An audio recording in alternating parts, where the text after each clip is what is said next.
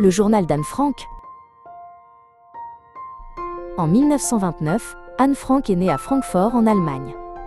C'était une fillette vive et curieuse qui aimait lire des livres et écrire des histoires. Elle passait ses journées à rire avec sa famille autour de la table et à partager ses rêves d'avenir avec ses amis à l'école.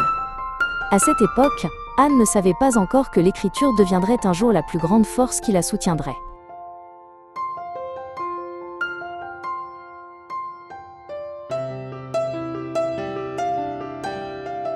En 1933, lorsque Hitler arriva au pouvoir, la discrimination et les persécutions contre les Juifs commencèrent.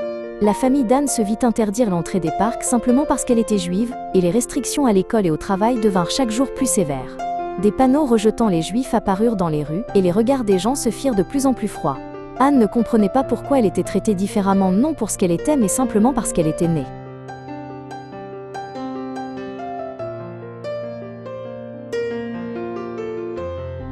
Alors que l'Allemagne devenait de plus en plus dangereuse, la famille partit s'installer à Amsterdam, aux Pays-Bas.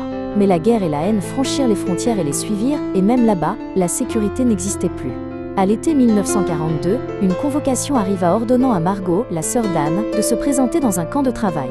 Comprenant qu'il ne pouvait plus attendre, la famille décida de mettre à exécution le plan de cachette préparé depuis si longtemps.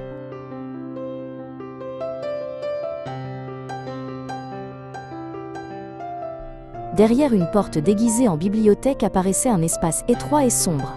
La lumière du soleil y entrait à peine, et l'endroit était si exigu qu'il devenait difficile de respirer à tant de personnes. C'était l'annexe secrète où la famille d'Anne et d'autres familles juives devaient se cacher ensemble. Dans ce grenier, Anne commença une longue vie coupée du monde.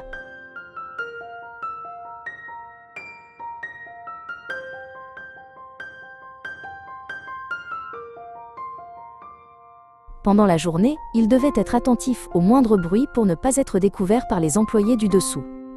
Même un petit rire ou le frottement d'une chaise pouvait mettre la vie de tous en danger. À travers une fente de la fenêtre, Anne voyait la rue où la vie ordinaire continuait comme si de rien n'était. Pour elle, cette scène devint un monde lointain qu'elle ne pouvait plus atteindre.